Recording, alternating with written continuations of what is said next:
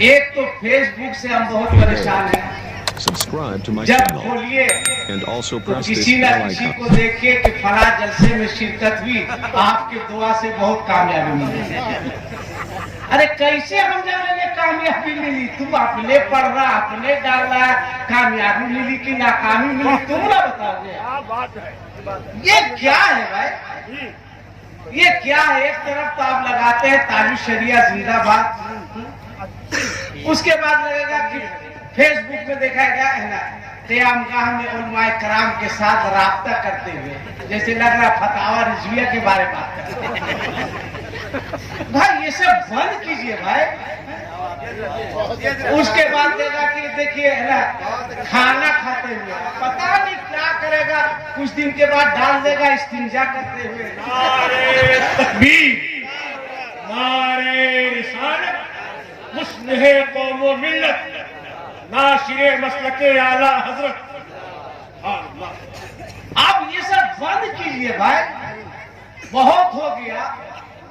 माल अच्छा होगा तो कीमत खुद मिलेगी, चाहे डालिए चाहे नहीं डालिए।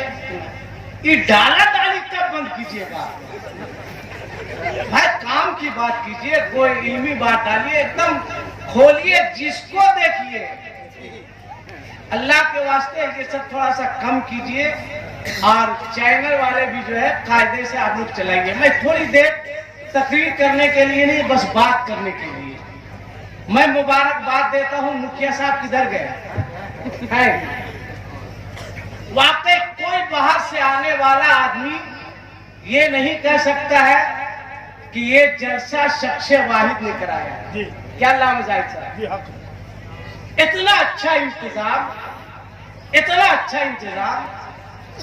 और जो नेता बन जाता है अक्सर उसको जलसा जुलूस मस्जिद मदरसा से इंटरेस्ट कम हो जाता है, कम हो जाता है।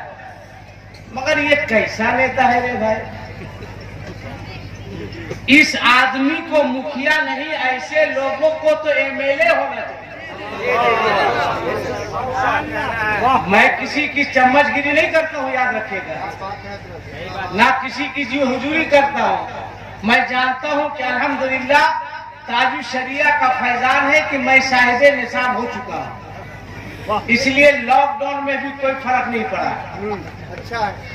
ऐसे लोगों को आप आगे बढ़ाइए।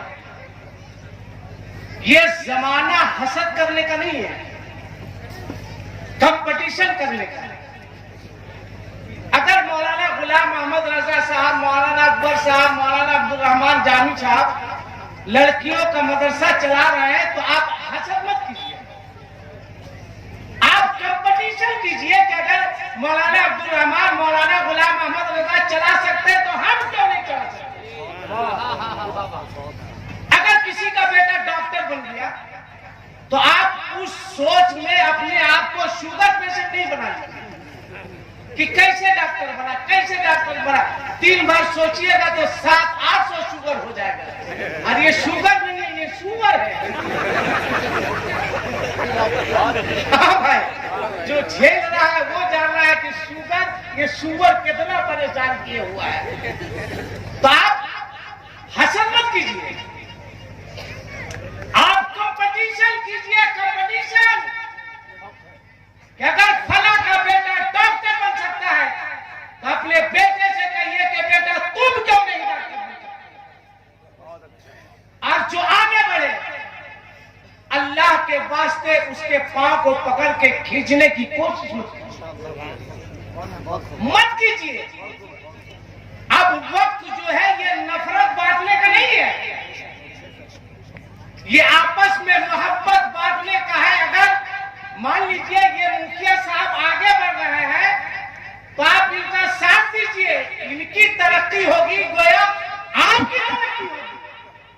कोई मामला फंसेगा, कोई मसला फंसेगा तो ये काम आएंगे। अब नफरत मत बांटिए। पूरी दुनिया आज कोरोना से परेशान है कि नहीं है? देखिए इस जलसा में सोएंगे तो कोरोना नहीं आएगा तो क्या आएगा? बुलाए कोरोना को। ऐसी कोरोना नहीं आया, ऐसी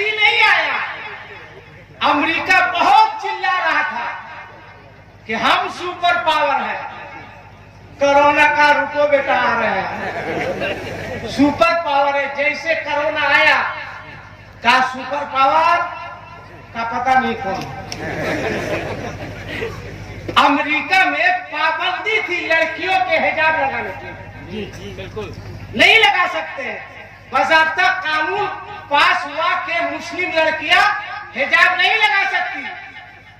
कोरोना ने कहा हिजाब पे पाबंदी है, आते हैं।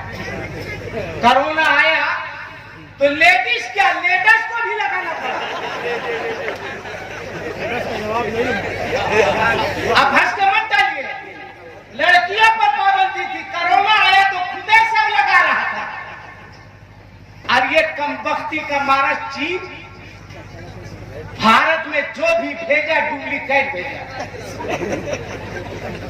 मोबाइल भेजा डुप्लीकेट भेजा, बल्ब भेजा डुप्लीकेट भेजा, कंप्यूटर भेजा डुप्लीकेट भेजा, लैपटॉप भेजा डुप्लीकेट भेजा। ये हरामखोर चाइना भारत में ओरिजिनल कोरोना ही भेज दिया। जब सब डुप्लीकेट भेज रहा था तो कोरोना भी डुप्लीकेट भेज देता था। मगर एक कोरोना ने पूरी दुनिया को बता दिया कि याद रखना, दुनिया में अल्लाह के अलावा कोई सुपर पावर नहीं है। अगर सुपर पावर कोई है तो उस जात का नाम है परवरदिगार आलम। मैं अपने उलमा से भी कहूंगा, हाथ जोड़कर कहेंगे, इस्लाम में हाथ जोड़ना गुनाह है, मगर हाथ जोड़कर आपसे एक बात कहेंगे, अगर आपको मेरी बात बुरी लगे तो माफ कर दीजिएगा, नहीं भी माफ कीजिएगा तो मेरा कर क्या लीजिएगा। आपके मस्जिद के इमाम तो है नहीं कि जब जाइएगा लॉकडाउन में भगा दीजिएगा। बहुत जुल्म हुआ है बहुत जगहों पर, बहुत जुल्म हुआ है, बहुत जुल्म हुआ है। लॉकडाउन है, इमाम साहब चले जाइए। बोलिए ऐसा हुआ कि नहीं हुआ? इमाम साहब चले जाइए। लॉकडाउन है, इमाम साहब आधी तनख्वाह देंगे। लॉकडाउन है, इमाम साहब चले जाइए। गलती आपकी नहीं है, ये गलती मेरी बिरादरी के लोगों की है।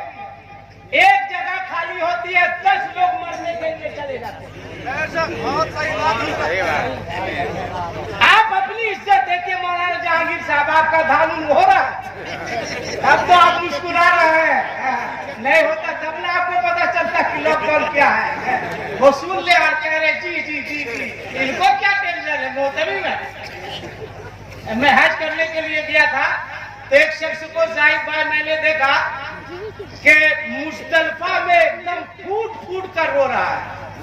मैंने कहा अरफात में भी था, ये हमरे साथ नहीं रोया। जब रो के फारिग हुआ मैंने कहा कि आप अरफात में कम रोए, मुस्तल्फा में ज्यादा रो रहे। कहा हम मदरसे के मुहतमिम हैं। मैंने कहा मतलब? कहा आपको इतना भी नहीं पता कि अरफात में हुकूकुल्लाह माफ होता है, मुस्तल्फा में हुकूकुल इबाद माफ किया जाता है, इसलिए यहाँ ज्यादा रो रहे हैं। तो आप अपने अंदर आप चेंजिंग लाइए, आप चेंजिंग लाइए। और ये आज के बाद तय कीजिए कि मदरसा से फारिग होने के बाद कोई जरूरी नहीं कि हम इबादत करेंगे, कोई जरूरी नहीं कि मदरसा से फारिग होने के बाद हम मदरसा में पढ़ाएंगे। आप दर्जी का काम सीखिए, आप मोबाइल बनाना सीखिए, आप घड़ी बनाना सीखिए, ताकि लोग समझे कि किसी भी मस्जिद का इमाम होता है, किसी के बाप का गुलाम नहीं। आपको सोच और फिक्र बदलनी होगी। मगर आप इतने बेवकूफ है, देखिए आया आया मेरा दुल्हन आया, दिलवर शाही शाही क्या कहना है। माशाअल्लाह माशाअल्लाह, अल्लाह ताला एक साल सलामत रखे। अल्लाह फिर मुलाकात होगी तो 1 साल की दुआ देंगे हम, आज ही क्यों दे देंगे। संजीदा होइए, संजीदा होकर कुछ बातें आप समाप्त कीजिए। इमाम साहब लोग को भी कहेंगे आप होशियार हो जाएंगे, आप लोग भी बेवकूफ है। कहीं मिलाद शरीफ में जाइए, शिरनी ला के दिया, फातिहा के बाद पहला शकरपाला उठा के देगा कि इमाम साहब लीजिए खाइए। अरे इमाम साहब लोग भी गपागप 8-10 को मार देते हैं। काहे आप लोग खाते हैं? अगर आपको दे तो पहले कहिए कि अपना बेटा को खिलाओ। राय मारेगा, आप ही पर मारेगा।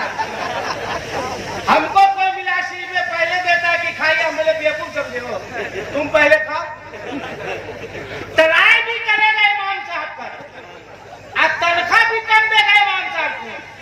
मत दो इमाम लोगों को टेंशन, वरना तुम्हारा नुकसान होगा। ये मैं बता रहा हूँ, तुम्हारा नुकसान होगा। मत इनको टेंशन दो। अगर ये टेंशन में है और 200 रुपये की जलेबी लेके आए और कहे इमाम साहब मेरे अब्बा के नाम से फातिहा कीजिए, अगर ये टेंशन में अपने अब्बा के नाम से कर दिया था,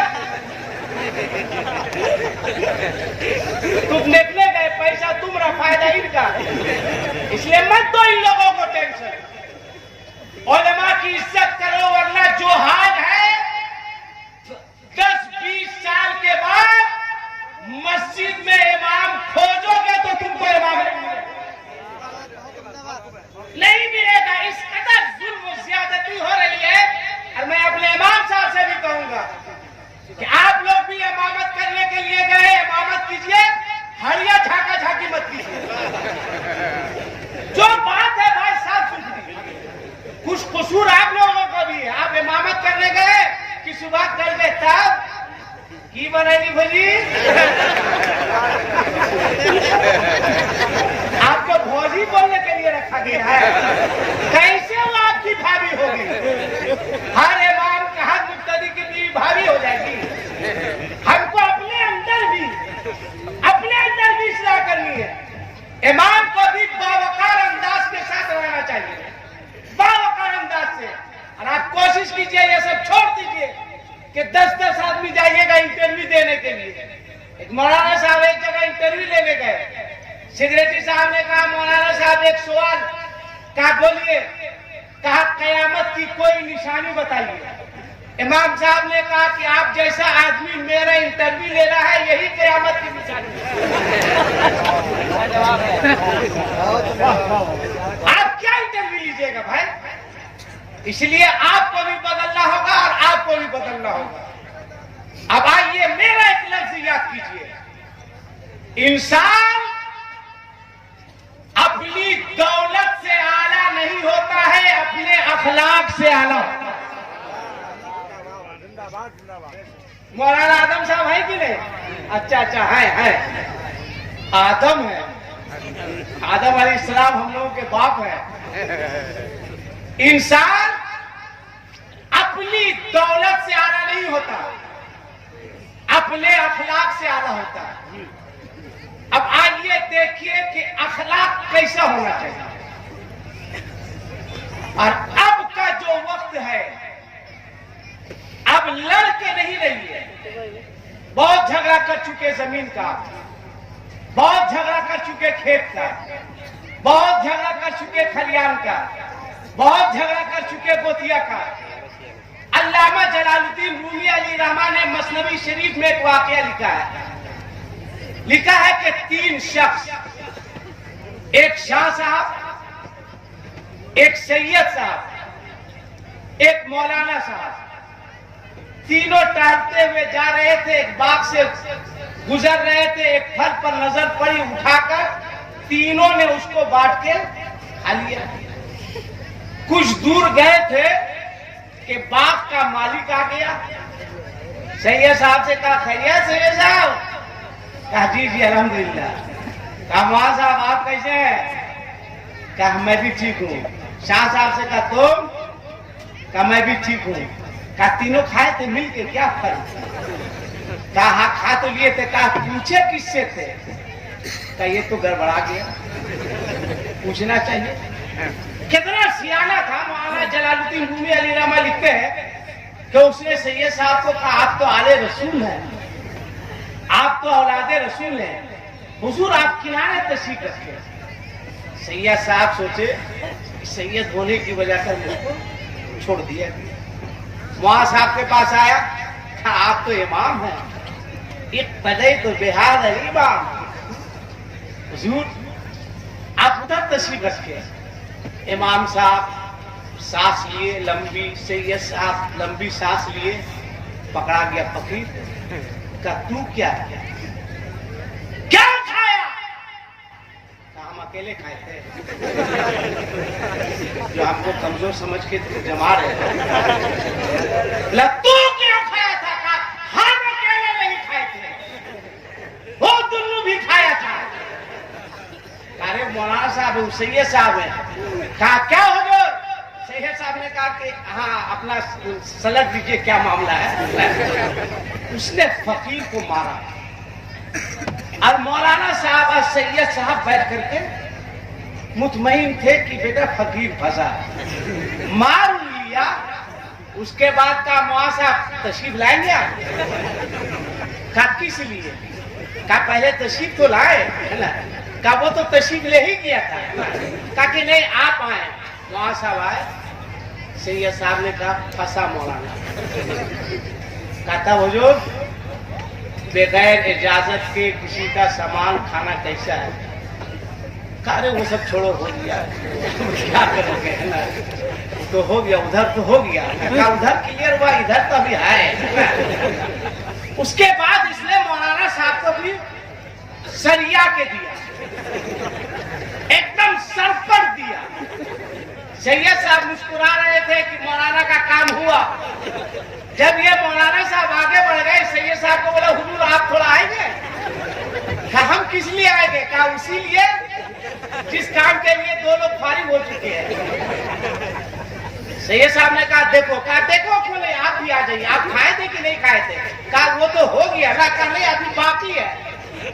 सैयद साहब को भी पीटा। अब अल्लामा जलालुद्दीन रूमी ने जो नतीजा निकाला है वो सुनिए कि जिस वक्त वो माली फकीर को मार रहा था, मौलाना साहब को भी चाहिए, सैयद साहब को भी चाहिए एहतजाज करना कि आपने सिर्फ उसको क्यों मारा? खाए तो हम भी है, खाए ये भी है, उसको क्यों मारा? अगर ये तीनों मिलके एक साथ एहतजाज करते तो हो सकता है जो बात का मालिक था उसको रहम आ जाता और तीनों मार से बच जाते। तो आज वही हो रहा है, आज वही हो रहा है। अगर तुम पर कोई उंगली उठाए तो तुम तमाशा भी बनकर तमाशा मत देखना, तुम खामोश मत रहना, इसलिए कि आज तुम्हारी बारी है तो हो सकता है कल हमारी बारी भी हो। इसलिए लोगों अब भारत में नफरत बांटने का वक्त नहीं है, बल्कि आपस में मोहब्बत बांटने। हाल में कहूंगा सुनो, जो नौजवान लड़के हैं, हमारे मुखिया साहब है ना, जन्नती आदमी है। अरे जो आशिक़े रसूल होगा वही ना जन्नत में जाएगा। सुनो, मैं अपने नौजवान से कहूंगा, जो नौजवान बच्चे स्कूल में पढ़ते हैं, कॉलेज में पढ़ते हैं, अब कोशिश ये की जा रही है कि आपस में एक दूसरे को एक दूसरे से दूर कर दिया जाए। दूर करने का वक्त नहीं। अगर तुम्हारा दोस्त कोई हिंदू हो, कोई सिख हो, कोई ईसाई हो, अगर वो तुम्हारे पास आए तो उसको प्यार दो, उसको प्यार दो, मोहब्बत दो और उसको कहो कि मेरे करीब आओ, हम तुमको बताते हैं कि मजहब इस्लाम क्या है, हम तुमको बताते हैं हमारा इस्लाम क्या है। हिंदू दोस्तों को, सिख हो, ईसाई हो, करीब करो, अपने करीब बैठाओ और उसको कहो दोस्त मुसलमान दहशतगर्द नहीं है, दोस्त इस्लाम दहशतगर्दी का मजहब नहीं है, दोस्त कुरान दहशतगर्दी की किताब नहीं है। तुम मेरे करीब आओ, तुम करीब बैठाओ, इसलिए कि इंसान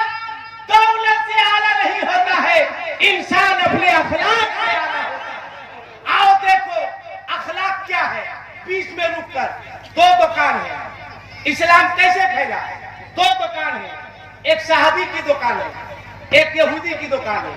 शाम का वक्त होता है, एक यहूदी आता है, किसकी दुकान पर? एक सहाबी की दुकान पर।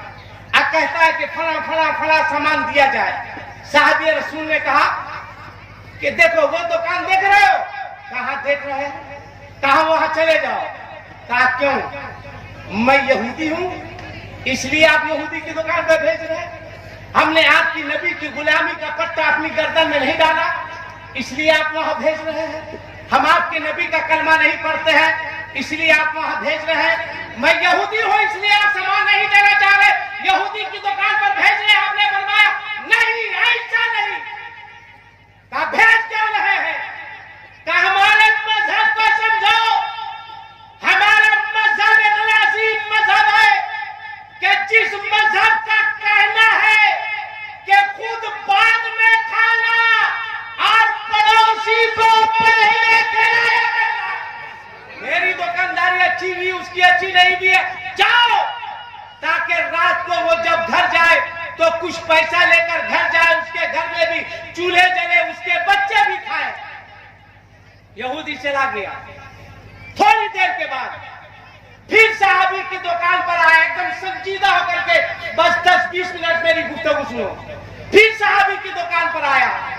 सहाबी ने कहा मैंने वहां भेजा था, तू यहां क्यों आया? उसने कहा माफ कीजिएगा। कहा क्या मतलब?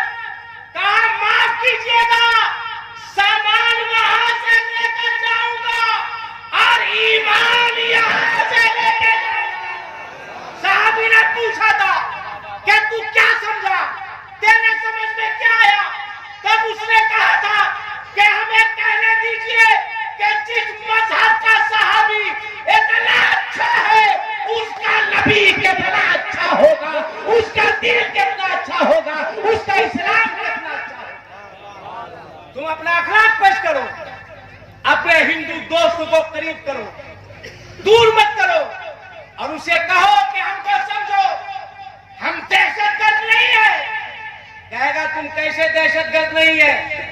एक बात बताइए, आप लोग नमाज पढ़ते हैं? पढ़ते हैं? अरे जुमा जुमा पढ़ते हैं? पढ़ते हैं ना? उसके बाद ईद बकरीद पढ़ते हैं?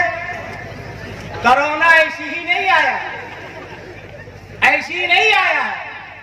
जब मौसिम बुलाता था आओ नमाज के लिए तो तुम क्रिकेट खेलते थे, आओ नमाज के लिए फुटबॉल खेलते थे, आओ नमाज के लिए तो टीवी देखते थे। बोल अल्लाह कितना नाराज है, कितना नाराज है, इतना नाराज है कि तुम पर मस्जिद के दरवाजे बंद कर दिए गए। नमाज़े तरावी में कुरान की तिलावत सुनने के लिए कान तरफ गए, छुप करके जुमा की नमाज पढ़ रहे थे।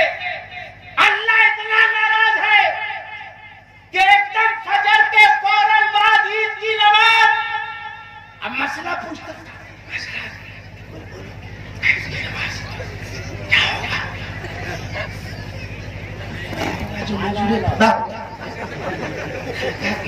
इसकी नमाज का टेंशन है। हम बोले 8-5 वक्त की नमाज का टेंशन तुम्हारे अब्बा को है।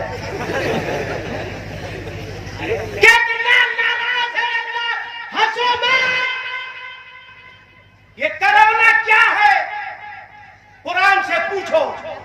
कुरान इरशाद फरमाता है वलनुज़ीक़न्नहुम मिनल अज़ाबिल अदना दूनल अज़ाबिल अकबर लअल्लहुम यरजिऊन। कि हम बड़े अज़ाब को भेजने से पहले छोटा छोटा अज़ाब भेजते हैं। ये छोटा अज़ाब है।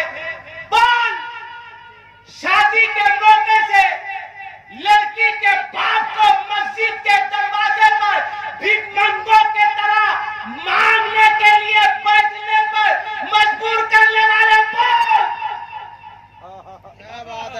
बोल अल्लाह कितना नाराज है।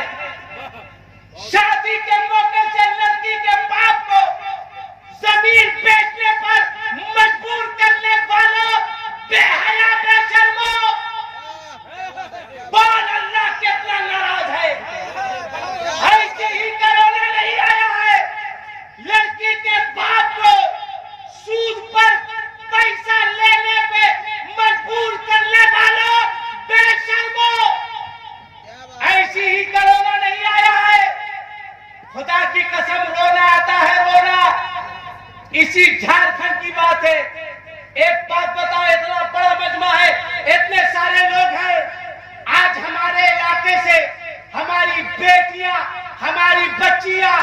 सिर्फ मांग की बजा कर बोलो मुरादाबाद ब्याह करके जा रही है या नहीं जा रही है?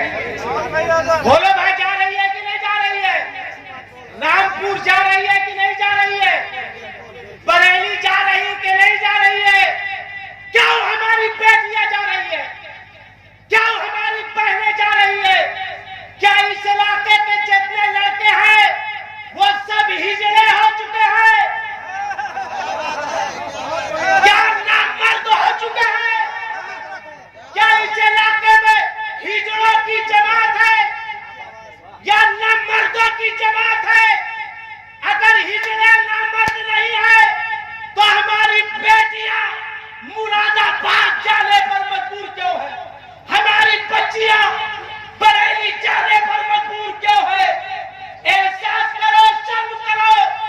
बहुत नारे लगा चुके, बहुत अल्लाह अल्लाह कर चुके। बंद करो ये ड्रामा। अब नारा सिर्फ मत लगाओ, बल्कि अमल के मैदान में आओ। खून के आंसू आ जाएंगे। सुनो एक वाकया, आंख से रोना आएगा, कसम खुदा की आंख से खून के आंसू निकलेंगे। इसी झारखंड की बात है। शहर का नाम मैं नहीं बताऊंगा। मैं एक जलसे में गया, बस से उतरा, एक रिक्शे पर बैठ गया। रिक्शा वाला बूढ़ा था, जब चढ़ाव पे चढ़ाता तो मैं उतर जाता। मैंने उससे पूछा, आपका नाम क्या है? वो मुसलमान था। मैंने कहा, चाचा इस उम्र में आप इतनी मेहनत क्यों कर रहे हैं? आप रिक्शा क्यों चला रहे हैं? एकदम आज मैं बहुत संजीदा होकर के आपसे बात कर रहा हूं, वरना मैं चाहूं तो आपको 5 मिनट में इधर से उधर कर सकता हूं, मगर आज संजीदा रहो। संजीदगी के बात सुनो। समझ में आए तो हमको बुलाना, नहीं समझ में आए तो मत बुलाना। इसलिए कि हम जानते हैं कि रिस्क का मालिक दुनियादार नहीं है, मेरा परवरदिगार है। वो रज़्ज़ाक़ है, वो रिस्क देगा। लॉकडाउन में कोई भूखा नहीं मरा, कोई भूखा नहीं मिला। अल्लाह ने अपने बंदों के रिस्क का इंतजाम करवा दिया, चाहे जिसके जरिए। मैंने कहा, क्या इतनी मेहनत करते हैं? कहा, मौलाना साहब रहने दीजिए। ए लड़का, रख मोबाइल। तुम ही जैसे नामर्दों ने माहौल खराब किया है।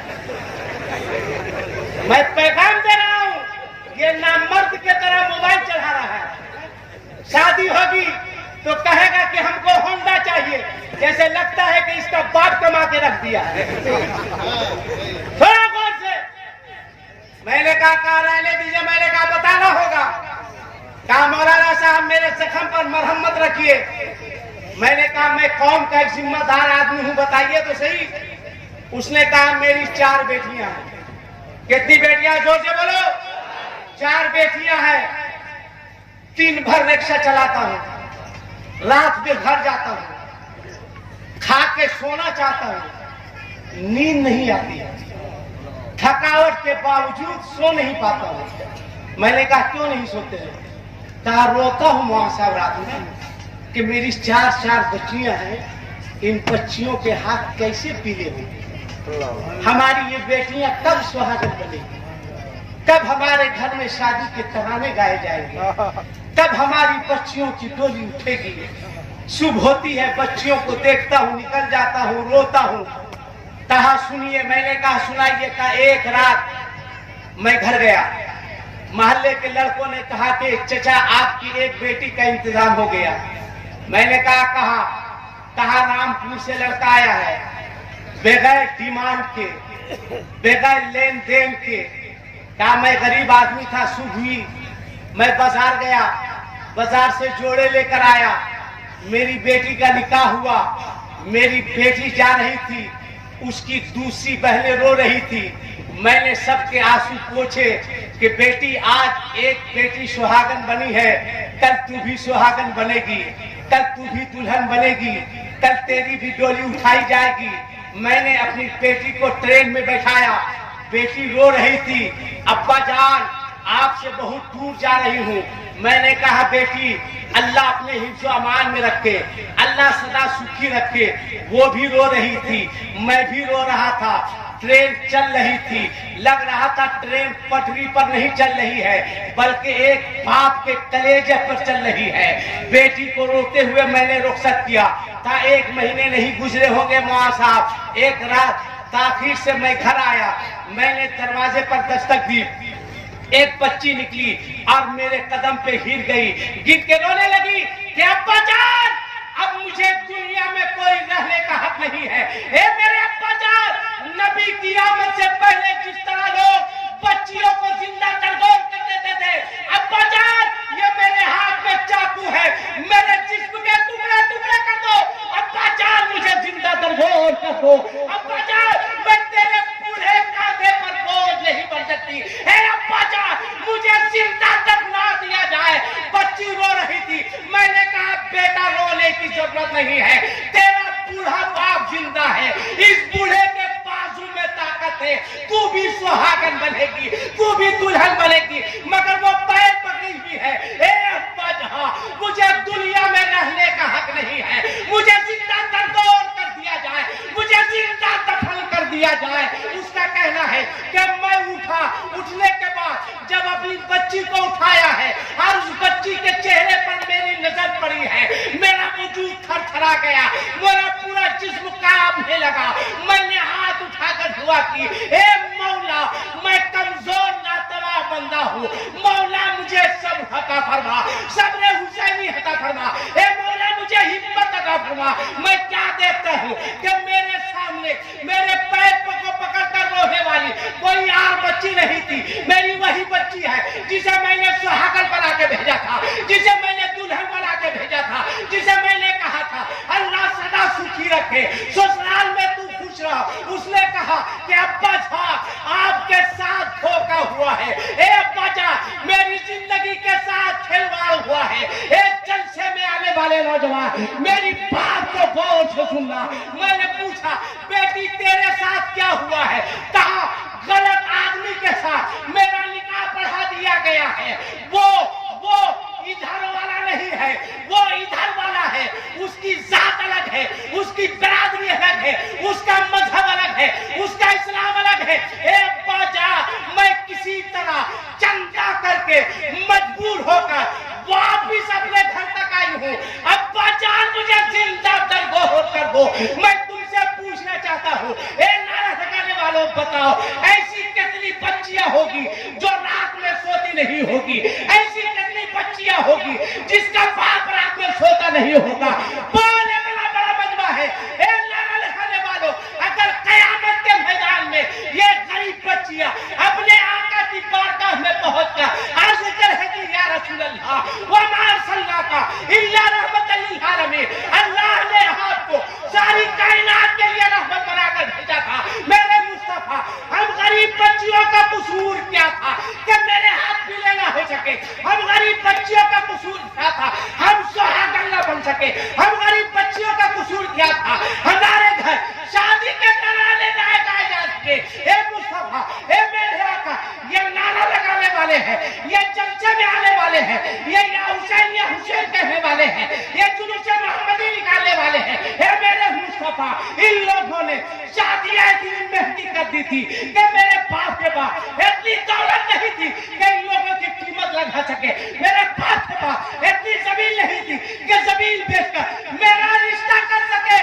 बोल मुसलमान, अगर गरीब बच्चियों ने आका की बारगाह में अर्ज कर दिया तो मैदान महशर में कौन सा चेहरा लेकर अपने मुस्तफा के पास जाओगे? कौन सा जवाब दोगे अपने आका को? क्या चेहरा दिखाओगे मुस्तफा को? मैं मुबारकबाद देता हूँ मुखिया साहब को। मुसलमान आज के इस जलसे में उलमा के कदमों को चूमकर मैं इजाजत देता हूँ, ऐ लोगों मांगो मांगो मांगो मांगो, जितना चाहो उतना मांगो, मगर आज के बाद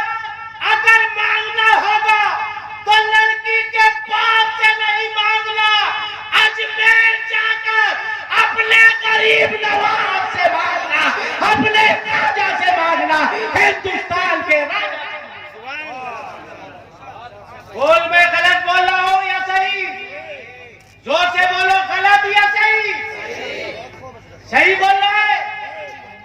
तब इतने बड़े मजमे में है कोई ऐसा गैरतमंद नौजवान जो हुसैनी हो, खड़े होकर वादा करे कि मैं कुंवारा हूं, मैं वादा करता हूं मेरी शादी होगी तो लड़की के बाप से कोई मुतालबा नहीं करेंगे। है कोई एक कुंवारा लड़का इतने बड़े मजमे में? एक लड़का चाहिए। एक खड़ा हो गया, खड़ा हो जा बेटा, खड़ा हो जा। दूसरा भी हुआ, 2 हुआ, 3 हुआ। वहाँ मंसूर साहब का अपना बेटा है? अच्छा अच्छा, क्या कहना है? वाह, वहाँ मंसूर साहब का बेटा। 1 2 3 4 5 6 7 8 9 10 11 12 13 14 लड़का खड़ा हो गया। 15 16। तुम लोग की शादी हो गई है तो बैठ जाओ। इसमें जो शादीशुदा है वो बैठ जाए। अख्तर, तुम्हारी शादी नहीं हुई है क्या? बेवकूफ की तरह देख रहा है। खड़े रहो इतने लड़के। देख लीजिए अल्लामा शाहिद साहब, ये मेरा गिरिडीह है, गिरिडीह 46 जीती नहीं। आज गिरिडीह वालों तुमने मेरा सीना 52 इंची का कर दिया है और बता दिया है, खड़े रहो, खड़े रहो, और बता दिया है कि गिरिडीह के मुसलमान दुनियादार के गुलाम नहीं है, ये तो अहमद मुख्तार के गुलाम। नारा लगाइए मौलाना गुलाम साहब, शहद का इस्तेमाल कीजिए।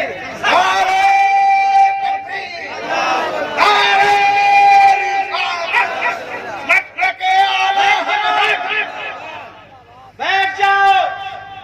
कहा है मुखिया साहब? सब सवाब आपको। ये गलत बोल रहे हैं। सब सवाब आपको, इसलिए कि खर्चा आपने किया। काम गरीब बच्चियों का हो रहा है। खर्चा आपने किया, खर्चा आपने किया।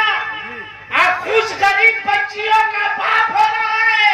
और मैं कह रहा हूँ सिर्फ बच्चियां नहीं, बच्चियों के बाप भी नहीं। नौजवानों, तुम्हारे इस काम से अल्लाह भी खुश हो रहा है, रसूलुल्लाह भी खुश हो रहा है। तुमने सब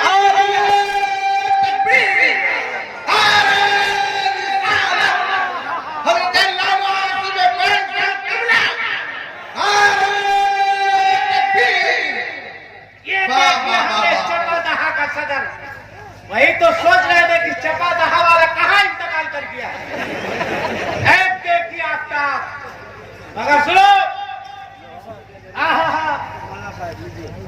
क्या कहना है। सुभान अल्लाह, सुभान अल्लाह। बस मुझको अपना वक्त भी मालूम है और अपनी औकात भी मालूम है। वक्त देख चुका हूँ, बस अपनी औकात में आने वाला हूँ। ठीक है। वैसे एक शेर दिलवर साहब अगर इजाजत दीजिए तब। आप बहुत टेंशन ले लेते, हम पढ़ते हैं। ये कहते हैं कि आप तरन्नुम से पढ़ते तो ऐसा लगता है कि मेरे कान में कोई जो है लोहा पिघला के डाल रहा है। एक बार मेरी अहलिया जो है मेरे बेटे को कही कि बेटा तुम तकरीर क्या करता है, दिलबर अंकल की तरह नाक काहे नहीं पड़ता है? तो मेरा बेटा कहा अम्मी कोशिश तो करते हैं मगर क्या करे, आवाज अप्पू की तरह है इसलिए बहुत मानता है मेरा बेटा को दिलबर। और मेरा बेटा भी एक के तो जानता है दिलबर अंकल रे नहीं रे लगा के बोलता है रे, दोनों में ठीक चल रहा है ना। हाँ लतीफा नहीं है, पूछिए। मेरा बेटा को ये अपने अल्टो में बैठा के ले जा रहे थे, पीछे था मेरा बेटा, हम आगे में थे। एक बैग देखे हम, पानी कहाँ से गिर रहा, पानी कहाँ से गिरा बेटा? का डिलवर अंटर में बाथरूम थोड़ी है। हमने मतलब का बाथरूम नजर नहीं आती कि अपना काम करती है। बैठा हुआ है आता ठठारा बेटो, ठठारा डाली लियो, बढ़िया गाड़ी रहता तो उसमें बाथरूम रहता। हाँ, एक शेर शाहनवाज हसन साहब बहुत अच्छे शायर हैं। अभी मुजाहिद साहब घुमा रहे थे और कहाँ है सनाउल्लाह? क्या कह रहा है, इसका जुब्बा लग रहा है कि निकाह पढ़ा करके आ रहा है। क्या खूबसूरत जुब्बा है, माशाअल्लाह। अल्लाह सलामत रखे। अताउल्लाह साहब, सनाउल्लाह साहब, हमारे उलमा को भी सलामत रखे। एक शेर पढ़ने जा रहे हैं। जितने मर्द हैं हाथ उठा के कहें या रसूल अल्लाह, या रसूल अल्लाह। इतना अच्छा लग रहा परवरदिगार, जिन लोगों ने अपने दोनों हाथों को उठा के तेरे महबूब के नाम का नारा लगाया है, मौला उन तमाम लोगों को रोज़े रसूल की जियारत नसीब फरमा। आमीन आमीन आमीन। इतना बढ़िया जुब्बा पहना, 20 रुपया देगा, रखो।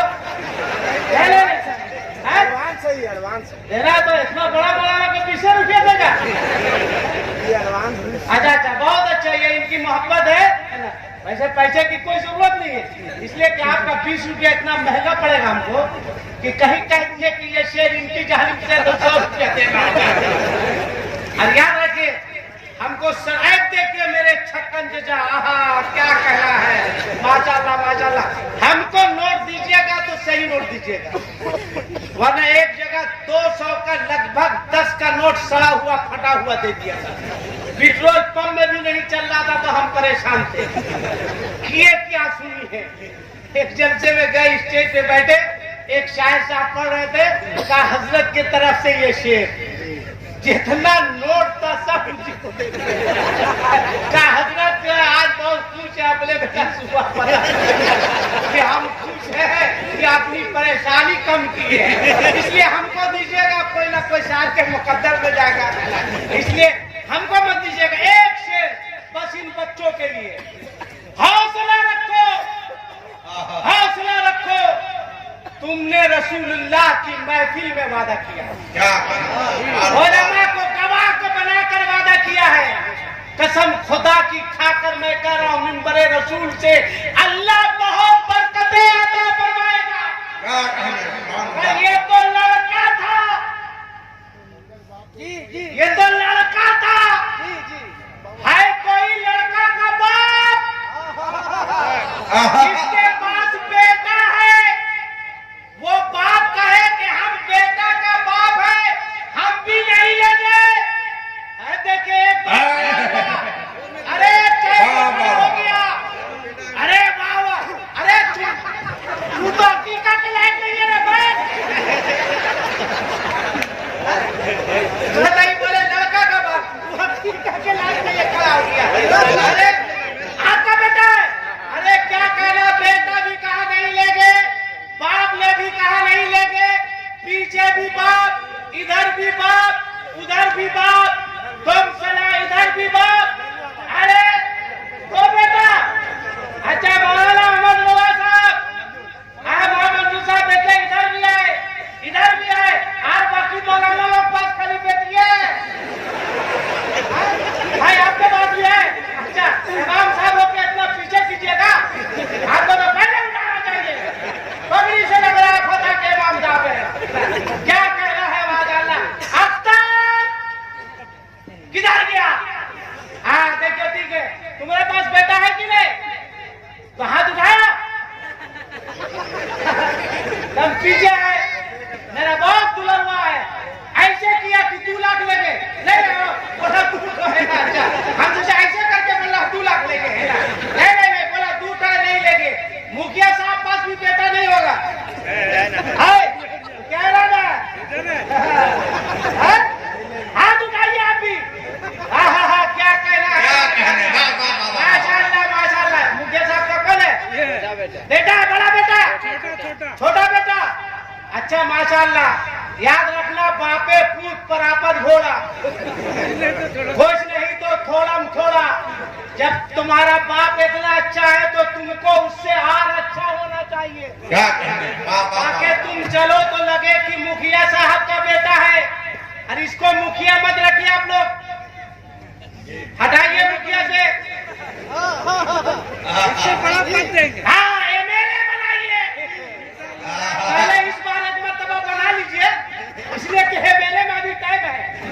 अभी एक बार बना लीजिए, बहुत अच्छा आदमी लगता, पेशानी चूम ले।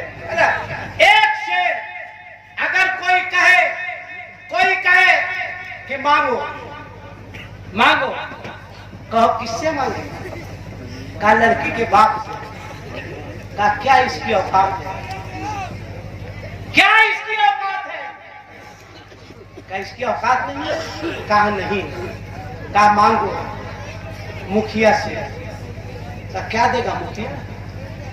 कहा मांगो एमएलए से। कहा एमएलए देगा? कब पार्टी बदल देगा कहना मुश्किल है। कहा मांगो एमपी से। कहा एमपी देगा? बोले नहीं। आओ मौलाना अहमद रजा साहब। कहे मौलाना अहमद रजा साहब आखिर किससे मांगेंगे? तो मौलाना आदम साहब आला हजरत की जबान में कहेंगे सुनो, किससे मांगोगे मैं बता रहा हूं कि कौन देता है देने को मुंह चाहिए कि देने वाला सच्चा हमारा नबी।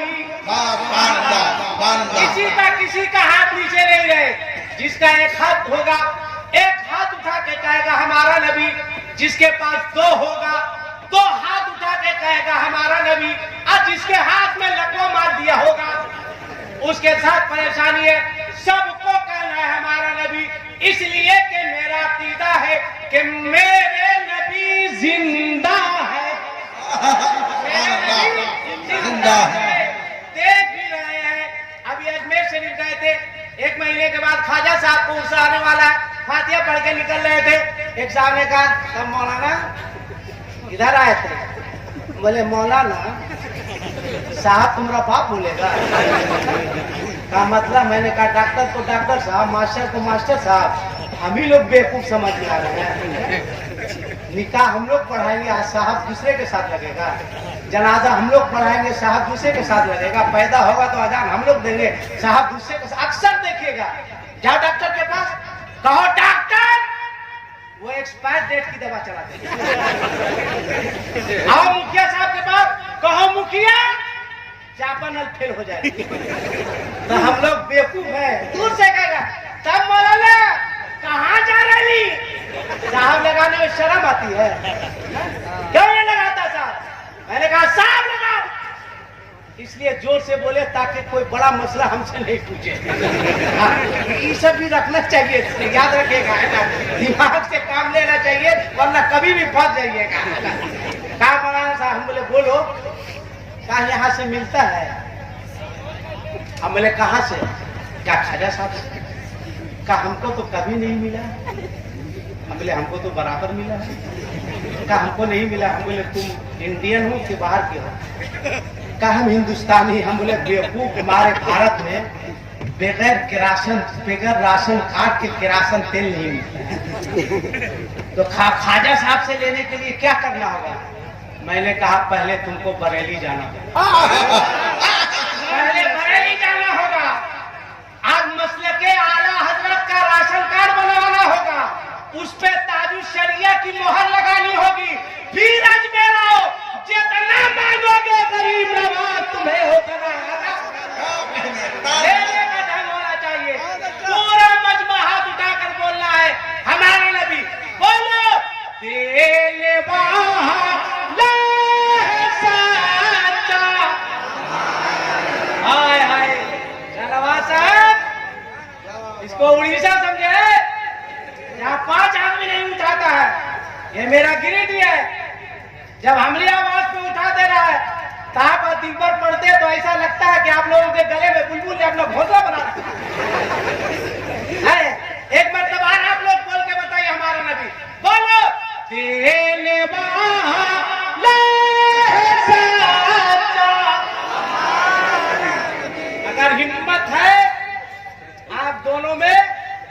तरह पढ़ के दिखाइए।